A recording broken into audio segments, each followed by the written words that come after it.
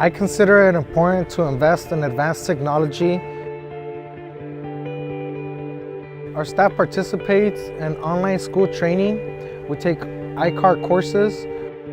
We also take courses in local colleges to develop our skills, and that helps us create hands-on training with our technicians and bring that training to our shop. We've been dealing with Armando's for 5 years. It's very important to myself, being the owner of Custom Colors, to supply the industry with industry leaders. You want to try to keep your customer up to date with the newest products.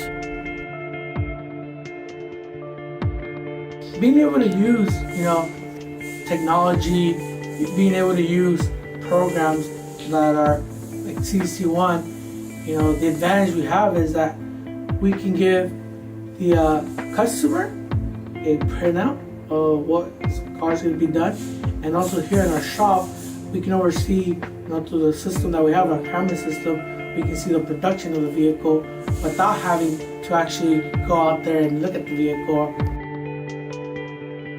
Well, in this industry, technology, everything's getting so advanced that you have to keep up with the technology so you can keep working on these newer vehicles.